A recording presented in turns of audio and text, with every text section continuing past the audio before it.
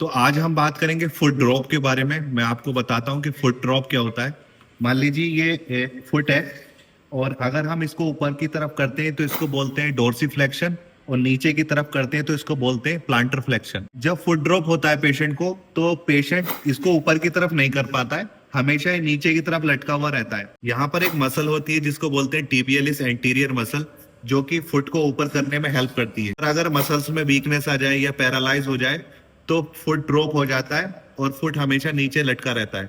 Foot drop के और भी कॉजेज होते हैं, वो मैं आपको आगे बताऊंगा। अगर फुट ड्रॉप हो जाए तो मरीज अपने पैर को जमीन से घसीट कर चलता है और वो अपने पैर को अच्छी तरह ऊपर नहीं उठा पाता है, जिसकी वजह से पैर में छाले पड़ जाते हैं, घाव हो जाता है और इंजरी होने के चांसेस ज्यादा रहते हैं। अब हम इसके कॉजेज के बारे में बात करते हैं। जो हमारी स्पाइन होती है उसमें L4 या L5 में अगर जो डिस्क है वो आगे की तरफ बढ़ के नर्व्स पर दबाव बनाती है तो उसकी वजह से ही फुट ड्रॉप हो सकता है। या पेल्विस फ्रैक्चर हो जाए तो वहां पर नर्व डैमेज हो सकती है। और जो हमारी साइटिका नर्व होती है, अगर उसमें कोई इंजरी हो जाए तो फुट ड्रॉप हो सकता है। हमारे पास एक पेशेंट आया था फुट ड्रॉप को लेकर। उसमें जो नर्सिंग स्टाफ है उन्होंने गलत डायरेक्शन में इंजेक्शन लगा दिया था, जिसकी वजह से जो साइटिका नर्व है उसमें इंजरी हो गई थी।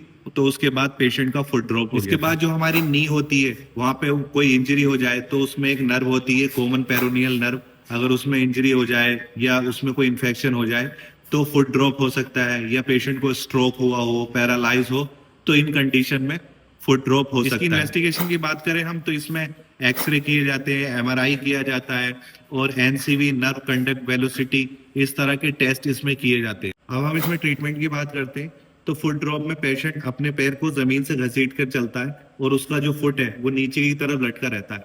तो ऐसी कंडीशन में हम स्प्लिंट का यूज करते हैं, जिसको फुट ड्रॉप स्प्लिंट बोलते हैं।